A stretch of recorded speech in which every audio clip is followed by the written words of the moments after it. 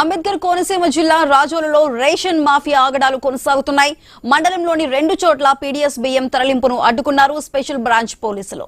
ములికిపల్లి నుంచి Alamuru rice mill కు బియ్యాన్ని తరలిస్తుండగా తాటిపాక వద్ద 3 టన్నుల బియ్యం పట్టుకున్నారు.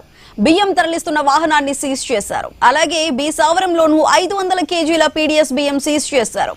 ప్రభుత్వం కఠిన చర్యలు తీసుకుంటున్న మాఫియా ఆగడాలు ఆగటం లేదని ఈ 2 ఘటనలు రుజువు చేస్తున్నాయి. అయితే ఈ రేషన్ డీలర్ల మాఫియాకి సంబంధించి పూర్తి సమాచారం మా ప్రతినిధి గణేష్ అందిస్తారు. గణేష్, చెప్పండి. ఆంధ్రప్రదేశ్ ప్రభుత్వం ఈ పీడీఎస్ అక్రమ వ్యవహారాల మీద చాలా సీరియస్ గా వ్యవహరిస్తోంది.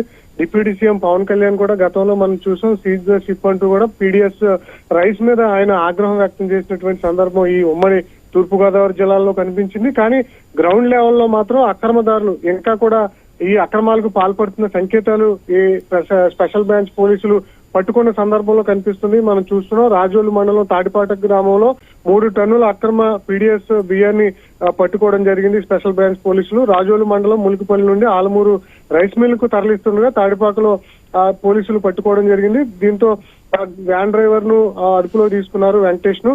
అతను ఎక్కడి నుంచి ఎక్కడి వరకు తీసుకొస్తున్నారు, ఈ అక్రమ పీడీఎస్ రైస్ మాఫియా వెనుక ఎవరున్నారనే దాని మీద పోలీసులు లోతుగా దర్యాప్తు చేస్తున్నారు. మరో చోట రాజోలు మండలం బీసావరం గ్రామంలో 500 కేజీల అక్రమ పీడీఎస్ రైస్ ను పట్టుకోవడం జరిగింది. దీని వెనుక కూడా ఎవరున్నారనే కోణంలో పోలీసులు దర్యాప్తు చేస్తున్నారు. ఎందుకంటే మూలాలను టార్గెట్ చేసి వారి మీద చర్యలు తీసుకుంటేనే ఇలాంటి మాఫియాలు అంటే ఆగేటువంటి అవకాశం కనిపిస్తుంది. లేని పక్షంలో ఇలా ప్రతిసారి పోలీసులు పట్టుకోవడం, తిరిగి మళ్ళీ మాఫియా రెచ్చిపోతుండడం జరుగుతుంది. ప్రస్తుతానికైతే ఈ వ్యవహారంలో పోలీసులు ఒక వ్యాన్ డ్రైవర్ ను అదుపులో తీసుకున్నారు.